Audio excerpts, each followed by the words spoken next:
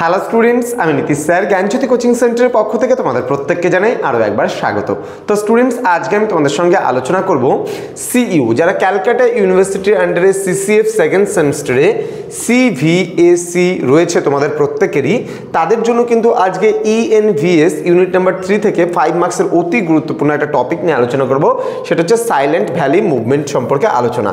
ক্লাসটি শুরু করার পূর্বে তোমাদেরকে বলে রাখি, যারা এখনও আমাদের চ্যানেলটিকে সাবস্ক্রাইব করোনি তারা অবশ্যই চ্যানেলটিকে সাবস্ক্রাইব করে পাশে থাকা বেল আইকন অল প্রেস করে দাও, যাতে নেক্সট টাইম থেকে কোনো ভিডিও আপলোড করলে তার নোটিফিকেশনগুলো তুমি সবার আগে পেতে পারো।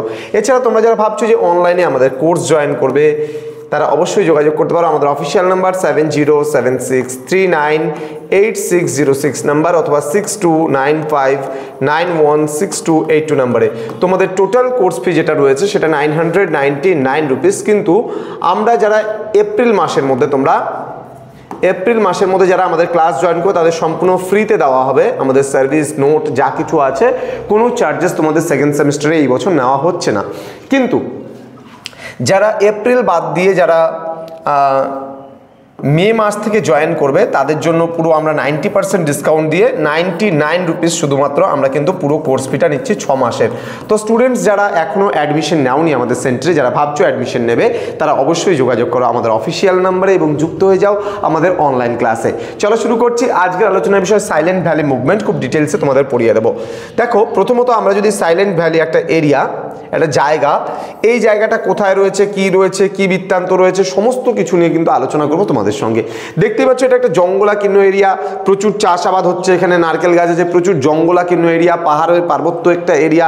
তো এই নিয়ে, এই সাইলেন্ট ভ্যালি বলে যে জায়গাটা ছিল, এই নিয়ে যে আন্দোলনটা হয়েছিল, এই আন্দোলন সম্পর্কে আজকের এই আলোচনার বিষয়টা ডিটেলসে। তো তোমাদের বলবো অবশ্যই ভিডিওটি ভালো লাগলে বন্ধুদের সঙ্গে শেয়ার করবে এবং আমাদের চ্যানেলটিকে সাবস্ক্রাইব করে আমাদের পাশে থাকবে। কি বলেছে দেখো, সেভ সাইলেন্ট ভ্যালি ছিল একটি সামাজিক আন্দোলন। লক্ষ্য ছিল সাইলেন্ট ভ্যালিকে সংরক্ষণ করা। এই সাইলেন্ট ভ্যালি কেরলের পালাক্কাদ জেলার একটি ক্রান্তীয় বনভূমি, যেটি নীলগিরি পর্বতমালায় অবস্থান করেছে। কেরালা খুব সুন্দর জায়গা, এটাকে বলা হয় গডস ওন কান্ট্রি, অর্থাৎ ভগবানের নিজের দেশ বা নিজের শহর। খুব সুন্দর জায়গা কেরালা, আমি ঘুরে এসেছি গত বছর পুজোতে গিয়ে। ভীষণ সুন্দর একটা জায়গা। সেখানে খ্রিশ্চান অ্যান্ড মুসলিম জনসংখ্যা খুব বেশি এবং তারপরেও মানুষের আন্তরিকতা। এবং একটা লক্ষণীয় বিষয় হচ্ছে কেরালার মানুষ বর্তমানে কিন্তু আমরা বলতে পারি যে লাস্ট সময় যে সেন্সাস হয়েছিল সেখানে আমরা দেখেছিলাম 98% লিটারেট, অর্থাৎ জনসংখ্যা শিক্ষিত। কিন্তু এখন বর্তমানে আমরা দাঁড়িয়ে দেখব প্রায় ওখানে 100% মানুষই কিন্তু শিক্ষিত রয়েছে। এবং প্রতিটা অটো চালক যে আছে সেও তোমার সঙ্গে ইংরেজিতে কথা বলে, যে ভ্যান চালায় সেও তোমার সঙ্গে ইংরেজিতে কথা বলে। খুব সুন্দর তাদের ব্যবহার, আমি গিয়েছি এবং সেখানে দেখেওছি। তো দেখবে, গেলে পরে বুঝতে পারবে যখন কখনো যদি কেরালায় যাও। আর সত্যি কেরালা অসাধারণ একটা জায়গা, পরিষ্কার পরিচ্ছন্ন দিক থেকে তো কোনো ভুল নেই, এত নিট অ্যান্ড ক্লিয়ার জায়গা। সত্যি খুব ভাবনার একটা বিষয় যে কেরালা এত সুন্দর জায়গা। তো সেখানকার মানুষ এই যে সেভ সাইলেন্ট ভ্যালি যে জায়গাটা রয়েছে, এই জায়গাটা সংরক্ষণ করার জন্য আন্দোলনটা কিন্তু করেছিল। বলছে 1973 সালে একটি এনজিও বা সামাজিক সংগঠন, যেটি স্কুলের বিদ্যালয়ের শিক্ষক দ্বারা গঠিত ছিল এবং কেরালা তোমার কি বলছে শাস্ত্র সাহিত্য পরিষদ অর্থাৎ KSSP দ্বারা কিন্তু শুরু হয়েছিল। অর্থাৎ এটা দেখো, আজকে কেরালায় যেহেতু আমি বললাম যে 100% মানুষ যেখানে শিক্ষিত, সেখানে কিন্তু আমাদের মানুষজন শান্তিপূর্ণভাবে সুন্দরভাবে আন্দোলনের পথেও কিন্তু পা বাড়াবে। খুব সুন্দরভাবে তারা যেটা ডিসিশন নেবে সেটা সকলে মিলেমিশে একসাথে ডিসিশনটা নিতে পারবে। আর আমাদের এখানে কি যদি বলে একজনকে ডান দিকে যেতে, একজন যাবে বাঁ দিকে, একজন যাবে উত্তর দিকে, একজন যাবে পূর্ব দিকে, একজন যাবে পশ্চিম দিকে। তো আমাদের বিশেষ করে ওয়েস্ট বেঙ্গলের এখন বর্তমান পরিস্থিতি এত বাজে হয়ে গেছে যে বলার বাইরে। ভাবতে কখনো কখনো লজ্জা হয় যে এখানে টিচারদেরকেও জুতো পেটা খেতে হয়, তাই না, লাথি পেটা খেতে হয়। তো কিছু করার নেই, সময় অনুযায়ী মানুষজনকে যদি শিক্ষিতের ওপরে জোর না দেওয়া হয় তবে একটা স্টেট অবশ্যই পিছিয়ে যাবে। তো আমরা কেরালার যদি দেখি, সব থেকে শিক্ষিত একটা স্টেট আমাদের ইন্ডিয়ার মধ্যে, সেটা হচ্ছে কেরালা। খুব সুন্দর একটা জায়গা। তো সেখানকার মানুষ যে বিশেষ করে শিক্ষকরা মিলে কিন্তু এই সাইলেন্ট ভ্যালি আন্দোলনে কিন্তু সামিল হয়েছিল। চলো দেখে নিই নেক্সট কি রয়েছে এখানে। কি বলেছে একটু দেখে নিবা। বলছে কুন্তি পূজা নদীটি এই সাইলেন্ট ভ্যালির প্রায় 15 কিলোমিটার দক্ষিণ পশ্চিম দিক দিয়ে প্রবাহিত হয়েছে এবং এটি এখানকার প্রধান নদী, যেটা আমরা একটু আগে ছবিতে দেখালাম, মাঝখান দিয়ে নদী প্রবাহিত হয়েছে।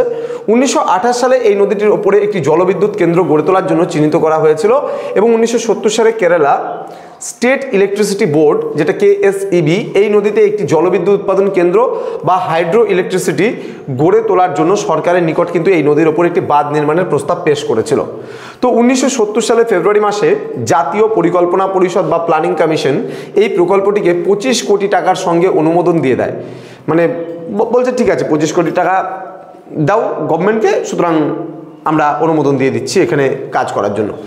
এই ঘোষণা হওয়ার পরেই কিন্তু সেভ সাইলেন্ট ভ্যালি আন্দোলন কিন্তু শুরু হয়েছিল। অর্থাৎ এই জায়গাটা গেলে পরে যে মানুষের যে একটা মনের মধ্যে বিশেষ করে যে একটা শান্তি, একটা জাস্ট পিসফুল যে একটা ব্যাপার আছে, সেটা কেরালায় কিন্তু খুব সুন্দরভাবে এই জায়গাগুলোতে আছে। যেমন তুমি মানে বেশ কিছু জায়গা রয়েছে, মানে সেই জায়গার নামগুলো এখন নলেজে আসছে না, তো যদি দেখো ইন্টারনেটে সার্চ করে কেরালার বেশ কিছু জায়গা সত্যিই খুব ভালো লাগবে দেখতে, এবং মানে এত নেচার যে তুমি অন্য কোনো স্টেটে পাবে না, এত সুন্দর নেচার। তো রোমুলাস তোমার উইথ আকের, যিনি Madras snake park, Madras crocodile bank trust, Andaman and Nicobar environment trust এর প্রতিষ্ঠাতা, তিনি এই সাইলেন্ট ভ্যালি সংরক্ষণের প্রয়োজনীয়তা সম্পর্কে প্রথম জনগণের কাছে কিন্তু উপস্থাপনা করেছিলেন, যে কেন এটা সাইলেন্টলি রাখার, কেন এটা নিশ্চুপ রাখার এই এলাকাটা প্রয়োজন রয়েছে।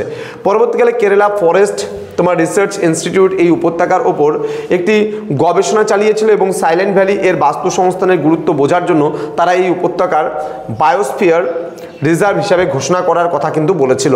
কিন্তু 1978 সালে তৎকালীন প্রধানমন্ত্রী ইন্দিরা গান্ধী এটিকে প্রকল্প রূপায়ণের জন্য অনুমোদন দিয়ে দেন।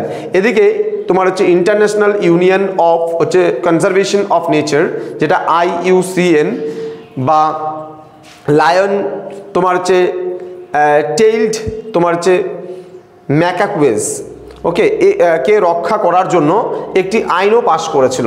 ওকে, তো তখনই বিবাদের শুরু হয়েছিল এই প্রকল্পটিকে রূপায়ণ করতে, যাতে কোনো বাধার সম্মুখীন না হতে হয়, তার জন্য রাজ্য সরকার শেষ পর্যন্ত কেরল হাইকোর্টের দ্বারস্থ হয়েছিল এবং হাইকোর্ট থেকে বিদ্যুৎ কেন্দ্র গড়ে তোলার জন্য ছাড়পত্র পেয়ে যায়। কিন্তু ইন্দিরা গান্ধী কেরল সরকারকে অনুরোধ করে যতক্ষণ না এই বিবাদ কি বলছে পুরোপুরিভাবে শেষ হচ্ছে ততক্ষণ যেন এই কাজ শুরু না হয়। তাহলে এই যে জায়গাটা নিয়ে একটা বিবাদ, বলছে যে মানুষকে ক্ষতি করে, মানুষের ক্ষতি করে আমরা যেখানে কি একটা মুভমেন্ট গতকালকে ছিল, মানে চিপকো মুভমেন্টের আগে একটা কি ক্লাস নিয়েছিলাম তোমাদের, ঠিক এই মুহূর্তে আমার মনে পড়ছে না, জাস্ট কোনো একটা আন্দোলন নিয়ে, রাজস্থানের কোনো একটা আন্দোলন নিয়ে আমি মুভমেন্ট করেছিলাম, যে সেখানে 300 কতজন মানুষকে প্রায় হত্যা করা হয়েছিল, হ্যাঁ, মানে এক রাজার নির্দেশে।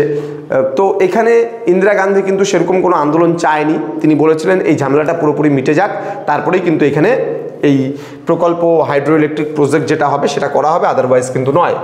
তো এখানে কি বলছে দেখো, তো 1980 সালের ডিসেম্বর মাসে এই সাইলেন্ট ভ্যালিকে জাতীয় উদ্যান হিসেবে ঘোষণা করে, মানে কেরল সরকার ঘোষণা করেছে, এবং পরবর্তীকালে 1982 সালে MGK তোমার হচ্ছে মেনন, দিলীপ কুমার বিশ্বাস এবং মহাদেব তোমার হচ্ছে গাদগি এর নেতৃত্বে একটি কমিটি গঠন করা হয় এবং এই কমিটির পক্ষ থেকে একটি প্রতিবেদন পেশ করা হয় 1983 সালে। এই প্রতিবেদনটি শ্রীমতী ইন্দিরা গান্ধী পড়ার পর প্রকল্পটির উপর স্থগিতাদেশ দেন, যে ঠিক আছে এটা করতে হবে না, যেহেতু এটা মানুষজন চাচ্ছে না সেখানকার, সেহেতু ইন্দিরা গান্ধী বলেছিল ঠিক আছে কোনো কিছু দরকার নেই। তো 1984 সালের 31শে অক্টোবর ইন্দিরা গান্ধীর মৃত্যুর পর ওই বছরেই 1984 সালের 15ই নভেম্বর তারিখে তৎকালীন কেন্দ্রীয় সরকার সাইলেন্ট ভ্যালিকে জাতীয় উদ্যান হিসাবে ঘোষণা করে। 1985 সালের 7ই সেপ্টেম্বর সাইলেন্ট ভ্যালি পুরোপুরিভাবে একটি জাতীয় উদ্যানে পরিণত হয়। পরবর্তীকালে 1986 সালের 1 সেপ্টেম্বর এটি নীলগিরি বায়োস্ফিয়ার রিজার্ভের কেন্দ্রস্থল বলে ঘোষিত হয়। তাহলে সাইলেন্ট ভ্যালি আন্দোলন আশা করি তোমরা বুঝতে পারলা যে কেন হয়েছিল, কিসের জন্য হয়েছিল। তো এই নিয়ে অবশ্যই তোমাদের একটা টিকা টাইপ প্রশ্ন আসতে পারে, তোমরা খুব ভালো করে এটার উপরে ফোকাস করবা, ভালো করে পড়বা।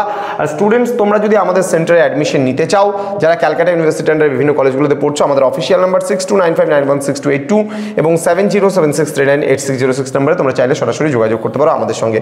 দেখা হচ্ছে খুব তাড়াতাড়ি আরও একটা নতুন ভিডিও নিয়ে তোমাদের সঙ্গে। তোমরা প্রত্যেকে ভালো থেকো, সুস্থ থেকো। Thank you so much, thanks for watching after all, thank you.